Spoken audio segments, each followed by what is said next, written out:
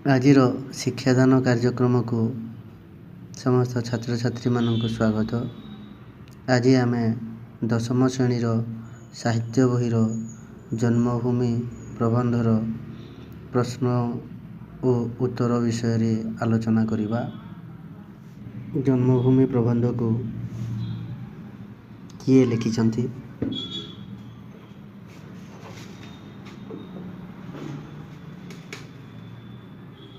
କୃଷ୍ଣଚନ୍ଦ୍ର ପାଣିଗ୍ରାହୀ, ସାରଳା ଦାସ, ବଂଶୀଧର ସାମନ୍ତରାୟ।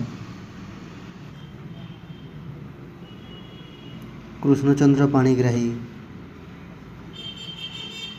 କେଉଁ ଜିଲ୍ଲାରେ ଜନ୍ମଗ୍ରହଣ କରିଥିଲେ? ମୟୂରଭଞ୍ଜ, ବାଲେଶ୍ୱର, କଟକ।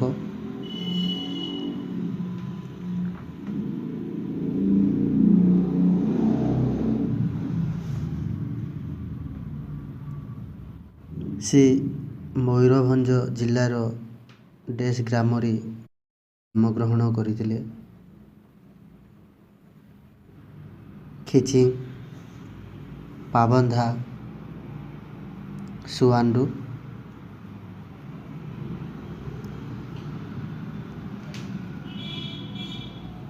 ଭୁବନେଶ୍ୱରର ପ୍ରତ୍ନତାତ୍ତ୍ୱିକ ଅବଶେଷ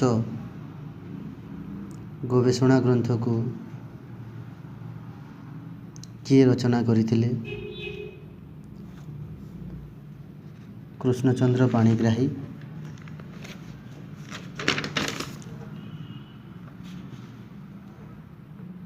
ଗୋଲୋକ ବିହାରୀ ଧଳ, ଶରତ କୁମାର ମହାନ୍ତି।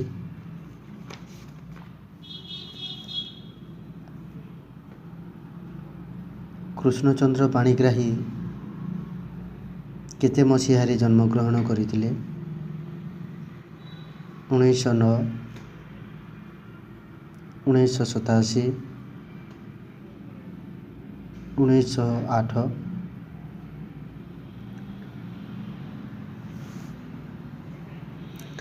ଜନ୍ମଭୂମି ପ୍ରବନ୍ଧଟି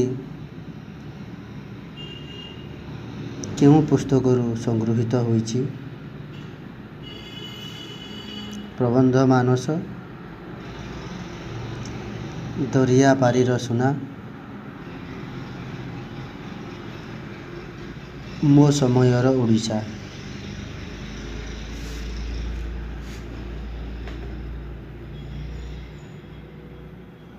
କୃଷ୍ଣଚନ୍ଦ୍ର ପାଣିଗ୍ରାହୀ ଡେସ୍ ମସିହାରେ ମୃତ୍ୟୁବରଣ କରିଥିଲେ? 1909, 1908 ମସିହା, 1987।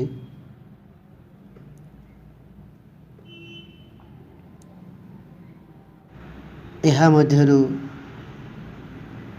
କେଉଁ ପୁସ୍ତକ କୃଷ୍ଣଚନ୍ଦ୍ର ପାଣିଗ୍ରାହୀଙ୍କ ଦ୍ୱାରା ରଚିତ ନୁହେଁ?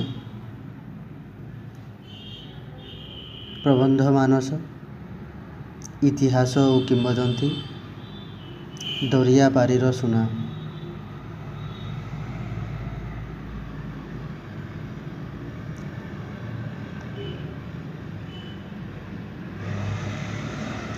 ମୋ ସମୟର ଓଡ଼ିଶା ଏକ ଡେସ୍ ପ୍ରକାରର ରଚନା। ଜୀବନୀ, ଆତ୍ମଜୀବନୀ, ଉପନ୍ୟାସ। ଜନ୍ମଭୂମି କାହାକୁ କହିବା? ଆମ ଗ୍ରାମ, ଉପଖଣ୍ଡ, ନିଜ ଦେଶ।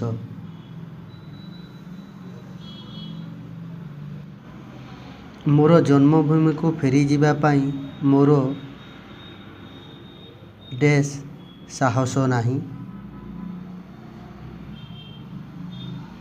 ନୈତିକ, ଭୌତିକ, ଆଧ୍ୟାତ୍ମିକ।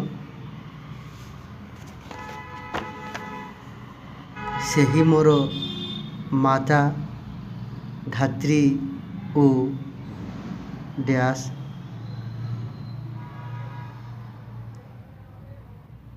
ଶିକ୍ଷକ, ଶିକ୍ଷୟିତ୍ରୀ, ସେବକ।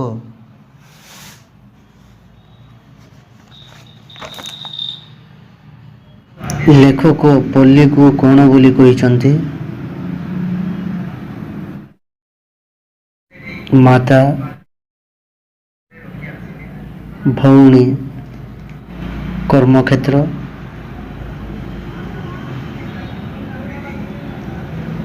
ଲେଖକ କେଉଁ ସ୍ରୋତରେ ଭାସି ଚାଲିଛନ୍ତି ବୋଲି କହିଛନ୍ତି?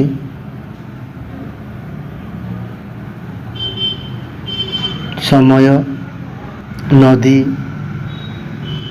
ସମୁଦ୍ର। ଜନ୍ମଭୂମିର ଧର୍ମାନ୍ତର ବ୍ୟକ୍ତିର କ'ଣ ପରିବର୍ତ୍ତନ ହୁଏ? ନାମ, ବର୍ଣ୍ଣ, ରଙ୍ଗ। ପଲ୍ଲୀ ଗ୍ରାମର ନରନାରୀଙ୍କ ଭିତରେ କ'ଣ ଗଢ଼ି ଉଠିଥାଏ? ଏକ ପରିବାରତ୍ୱ, ବହୁ ପରିବାରତ୍ୱ, ସଂକୀର୍ଣ୍ଣ ମନୋଭାବ।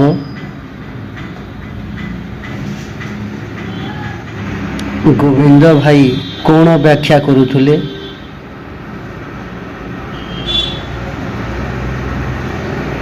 ମନବୋଧ ଚଉତିଶା, ମଥୁରା ମଙ୍ଗଳ, ପ୍ରବନ୍ଧ ମାନସ।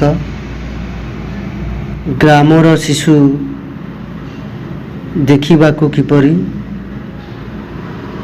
ଲମ୍ବୋଦର, ମୋଟା, ସୁସ୍ଥ ସବଳ।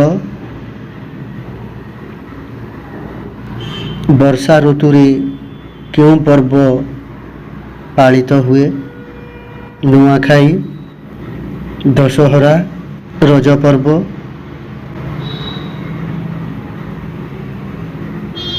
ସିକ୍ତ ଶବ୍ଦର ଅର୍ଥ କ'ଣ? ଟାଣ, ଓଦା, ଶୁଖିଲା।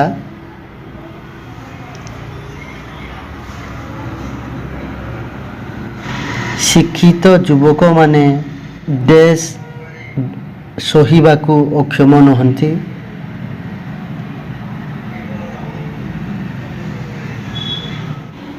କୃଷ୍ଣଙ୍କର ଅଭ୍ରଙ୍କଶ ପ୍ରାସାଦ କ'ଣ ହେଲା?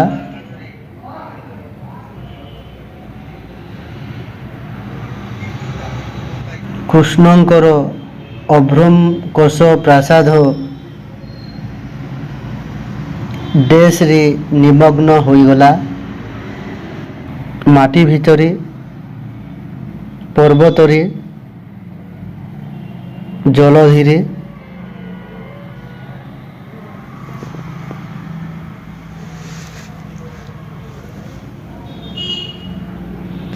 ଶ୍ରୀକୃଷ୍ଣଙ୍କ ବଂଶ ଓ ସାଙ୍ଗସାଥୀ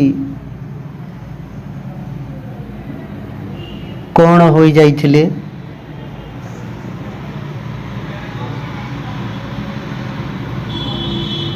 ବିବେକୀ, ତପସ୍ୱୀ, ମଦ୍ୟପ।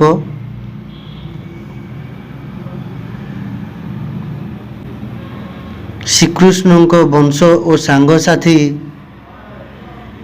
ଡ୍ୟାସ୍ ତୀର୍ଥରେ ଏକତ୍ରିତ ହେଲେ। ଅର୍କକ୍ଷେତ୍ର, ପ୍ରଭାସ, ବଦ୍ରୀନାଥ।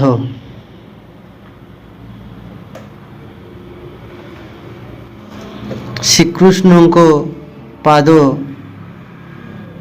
କାହାର କର୍ଣ୍ଣର ଭ୍ରମ ଆଣିଦେଲା? ହାତୀ, ମୟୂର, ହରିଣ।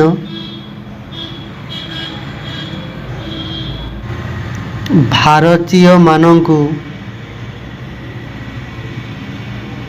କେଉଁ ଶିକ୍ଷା ପଦ୍ଧତି ଲଦି ଦିଆଯାଇଛି? ପ୍ରାଚ୍ୟ,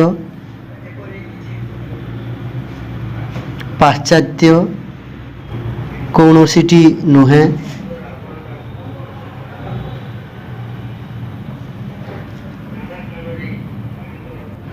କିଏ ଗ୍ରୀସର ଏକ ଦେବତା ଅଟନ୍ତି।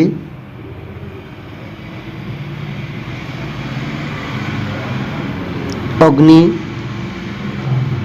ବିଷ୍ଣୁ, ଏଟଲାସ୍। କେଉଁ ଶକ୍ତିର ଅଭାବରୁ ଲେଖକ ଗ୍ରାମର କର୍ମ ଯୋଜନାରେ ଭାଗ ନେଇ ପାରନ୍ତି ନାହିଁ? ନୈତିକ, ଭୌତିକ, ଆଧ୍ୟାତ୍ମିକ। ଏଟଲାସ୍ କାହାର ଭାର ବହନ କରିଛନ୍ତି ବୋଲି କୁବ୍ଜ ହୋଇ ଚାଲନ୍ତି? ଚନ୍ଦ୍ରର, ବିଶ୍ୱର, ବ୍ରହ୍ମାଣ୍ଡର। ମହାଭାରତର କର୍ଣ୍ଣଧାର କିଏ? ଶ୍ରୀକୃଷ୍ଣ, ଅର୍ଜୁନ, ଭୀଷ୍ମ।